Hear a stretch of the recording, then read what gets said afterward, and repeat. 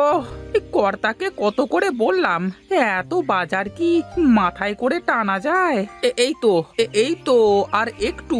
তুই পারবি হরি, তুই পারবি। চল চল, আর একটু পা চালা। কে গো তুমি? কোথায় এসেছো?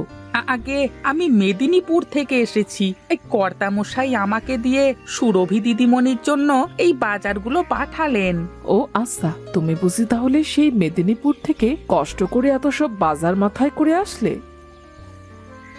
আগে গিন্নিমা, তা আপনি বুঝি সুরভি দিদিমণির শাশুড়ি হন? হ্যাঁ গো হ্যাঁ। ওগো ছোট বৌমা, এদিকে একবার এসো তো, দেখো কে এসেছে। আরে হরিদা, তুমি? হ্যাঁ গো দিদিমণি, আমি। তা এত কিছু নিয়ে এসেছো যে? তা কে নিয়ে আসবে শুনি? দেখছো না বেচারা কেমন করে অত কষ্ট করে এগুলো নিয়ে এসেছে। বাবাটাও না, কি দরকার ছিল বলো তো তোমাকে দিয়ে এত কিছু পাঠানোর? হ্যাঁ, কি যে বলো দিদিমণি, তুমি কর্তার একমাত্র মেয়ে, সে তোমাকে এসব দেবে না তো কাকে দেবে শুনি? যাও যাও বৌমা, অতিথিকে ঘরের মধ্যে নিয়ে যাও, কিছু চা নাস্তা দাও। চলো হরিদা, ভেতরে চলো।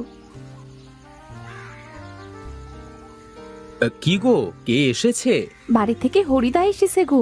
বাবা এক ঝুড়ি ভর্তি করে বাজার দিয়ে হরিদাকে পাঠিয়েছে। বাহ বাহ বাহ, তোমার মতো এত সুন্দর একটা বউ, তার সাথে আবার শ্বশুর এভাবে যদি বাড়ির বাজার পর্যন্ত করে দেয় তাহলে আর কি লাগে। ধুর, কি যে বলো, আমার বাবার যা কিছু আছে তার সবই তো আমাদের। আমার বাবার যা আছে তাতেই আমার চলে যাবে। তোমার বাবার কিছুই আমার লাগবে না গিন্নি, শুধু তুমি থাকলেই হবে। আমি চাই হরিদাকে নাস্তা দিয়ে আসি। হ্যাঁ হ্যাঁ, শ্বশুর বাড়ির লোক খেতে না দিলে আবার বাড়িতে গিয়ে বদনাম করবে। ও এত খাবার, এত খাবার কি কেউ একবারে খেয়ে শেষ করতে পারে? তুমি আস্তে আস্তে খাও বাবা, অতিথি নারায়ণ। অতিথি সেবা করতে না পারলে যে এ বাড়ির মান সম্মান থাকবে না। তোমার কপাল খুব ভালো গো দিদিমণি, এরকম একটা ভালো শাশুড়ি পেয়েছো। আমি তো দিদিমণির বাড়ির কাজের লোক, আমাকে আমাকে আপনি যে সম্মান দিলেন। ও কথা বলো না, অতিথি তো অতিথিই হয়। মা, একে একে তো চিনলাম না। ছোট বৌমার বাড়ির লোক, এই সকাল সকাল বেয়াই পাঠিয়েছে। তা খালি হাতে এসেছে নাকি নাকি সাথে করে কিছু নিয়ে এসেছে শুনি? ছোট বৌমার বাপের বাড়ি থেকে এসেছে, খালি হাতে আসে কি করে? সাথে ঝুড়ি ভর্তি করে বাজার করে নিয়ে এসেছে। ও আচ্ছা, আমি গেলাম মা, রান্নাঘরে কত কাজ বাকি। তুমি রান্নাঘরে যাও দিদি, আমি এক্ষুনি আসছি। আমি তাহলে এখন চলি দিদিমণি। বললাম থেকে যেতে, তা তো তুমি থাকবে না। সাবধানে যেও, আর বাবার শরীরের খেয়াল রাখতে বলবে কিন্তু। আচ্ছা দিদিমণি, আমি এখন চলি।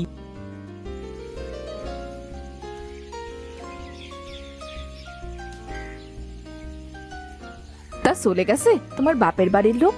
হ্যাঁ দিদি, মাত্র গেল। তা কি কি দিয়ে গেল?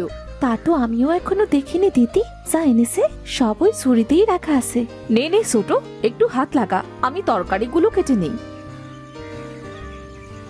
কি গো, তোমাদের রান্না বান্নার কি খবর? রান্নার কি আর শেষ আছে? এত পদের রান্না করতে গেলে 10 হাত নিয়ে কাজ করতে হবে। তা সত্যিই বলেছো বৌমা, তোমরা বললে আমি তোমাদের সাথে একটু হাত বাটাবো। না না মা, তার আর দরকার হবে না। আপনি কি বিশ্রাম করুন তো। আমাকে বসিয়ে বসিয়ে খাইয়ে তাড়াতাড়ি ওপারে পাঠাতে চাও নাকি তোমরা?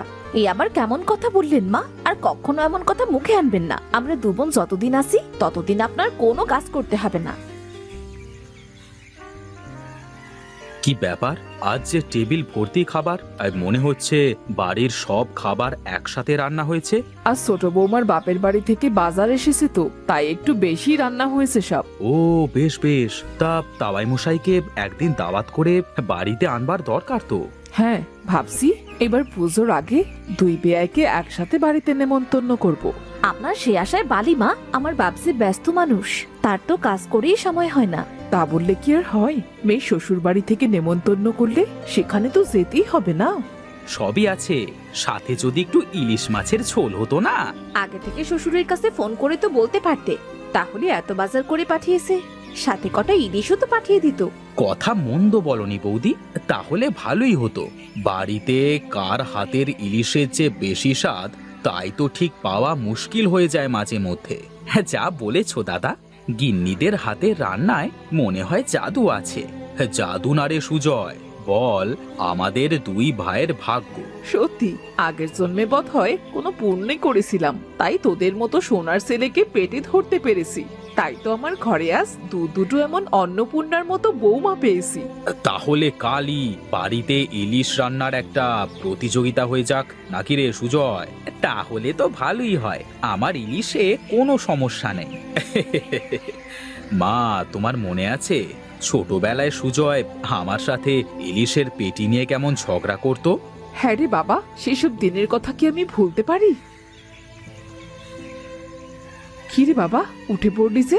আমার খাওয়া শেষ মা, আর খেলে হয়তো এখানেই ঘুমিয়ে পড়বো। ওদিকে আবার আমি না গেলে মিলে তুলকালাম বেঁধে যাবে। আমার কি সৌভাগ্য, তোদের দুজনকে পেটে না ধরেও আমি যে তোদের মা হতে পেরেছি, এই যে আমার পরম পাওয়া। এমন করে বলবেন না মা, সেই ছোটবেলায় মাকে হারিয়েছি, এ বাড়িতে এসে আপনাকে আমার মা বলে জেনেছি। মায়ের আদর স্নেহ সব তো আপনার কাছ থেকেই পেয়েছি মা। কি গল্প হচ্ছে দুই শাশুড়ি বউ মিলে? তোর নামে বদনাম হচ্ছে এখানে। তা তো আমি জানি যে আমি না থাকলে আপনারা আমাকে নিয়েই কথা বলেন। ওরে, এদিকে আয় পাগলি, বস এখানে। তাহলে কাল সকালে কিন্তু ইলিশ রান্নার প্রতিযোগিতার কথা ভুলে যেও না দিদি। হ্যাঁ হ্যাঁ, ইয়ার এমন কি কঠিন কাজ? হ্যাঁ, আর আমার থেকে তুই ভালো রান্না পারিস, সেটা তো আমি স্বীকারই করি। দেখেছো মা, তোমার বড় বৌমা কেমন আমার সবসময় পসায়। ওরে থাম, তোরা থাম, তোদের এই খুনসুটি ঝগড়া দেখে আমার খুব হাসি পায়। কি আর করার, চাইলেও তো এবারে কারোর সাথে একটু ঝগড়া করতে পারবো না। সেই কবে যে কারোর সাথে ঝগড়া করেছি মনেই পড়ছে না। এই নে, তোরা একটু বস, আমি ঘরে গিয়ে একটু শোবো।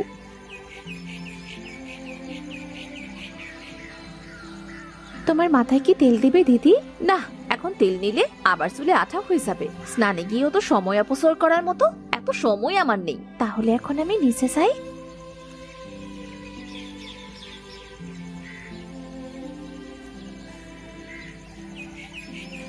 কি খবর গিন্নি, মন খারাপ নাকি? না, ঠিক তা নয়, বাবাকে দেখতে বড্ড ইচ্ছে করছে তাই। ও আচ্ছা, এই ব্যাপার তাহলে। বাবার কথা মনে হলে মনটা খুব খারাপ হয়ে গেল জানো। এখন বাবা কি করছে কে জানে। চিন্তা করো না, নিশ্চয়ই ভালোই আছে, তুমি ঘুমিয়ে পড়ো। ওহ, তোমার ঘরের মধ্যে হিসাব নিকাশ নিয়ে পড়ে থাকতে দেখলে আমার একদম ভাল লাগে না। কি করব গিন্নি, একলা হাতে এত বড় ব্যবসা সামলানো কি চারটিখানি কথা? তুমি সুজয়কে বলতে পারো না নিজের ব্যবসায় হাত বাটাতে? শুধু শুধু অন্যের অফিসে গিয়ে চাকরি করার কি দরকার? ও ছেলে মানুষ, যা করে করুক, যখন দায়িত্ব কাঁধে এসে পড়বে তখন ঠিক সবকিছু বুঝে নেবে। তুমি এখন হিসেবের খাতাটা রাখো দেখি, কোথায় একটু বসবে আমার সাথে গল্প গুজব করবে।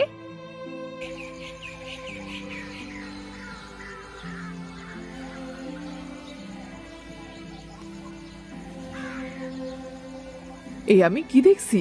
স্বপ্ন দেখছি না তো? না না বেয়ান, স্বপ্ন না, সত্যি দেখছেন। ও ছোট বৌমা, এদিকে এসো তাড়াতাড়ি, দেখো দেখো কে এসেছে আমাদের বাড়িতে। এই পাগলি মেয়ে, এইভাবে কেউ কাঁদে? ওরে ধর ধর, মাছগুলো নে, আমার যে হাতে ব্যথা হয়ে গেল। যাও বৌমা, বেয়াইকে ভেতরে নিয়ে যাও।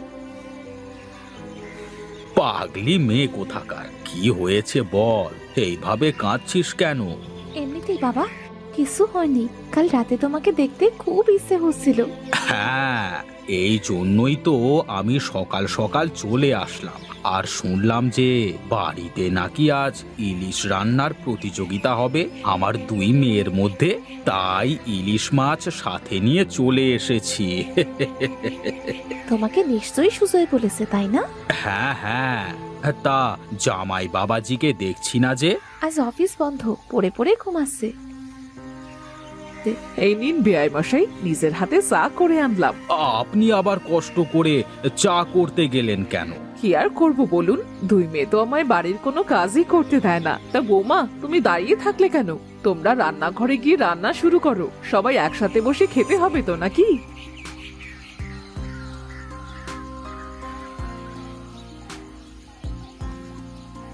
ওরে বাবারে, এত খাবার! এই খাবার খেয়ে তো শেষ করতে 3 দিন লেগে যাবে। কি যে বলেন তাওয়াই মশাই, শুরু করেন, দেখবেন সব ফুরিয়ে যাবে। হ্যাঁ বেয়াই, শুরু করেন। তাহলে আজকে ইলিশ দিয়েই শুরু হোক। তা কে কোনটা রেঁধেছো বলো দেখি। আজ কিন্তু তাহলে প্রমাণ হয়ে যাবে এ বাড়িতে কার ইলিশ রান্না সব থেকে ভালো। আরে তোমার হাতে রান্নার কাছে ছোট গিন্নি রান্না কিছুই না বৌদি। তুই চুপ কর, চুপ কর। আমার দুই বৌমা কেউ কারো থেকে কম যায় না। ঠিক বলেছেন বেয়ান সাহেবা। হ্যাঁ হ্যাঁ, সবাই এবার খাওয়া শুরু করা যাক, কেমন?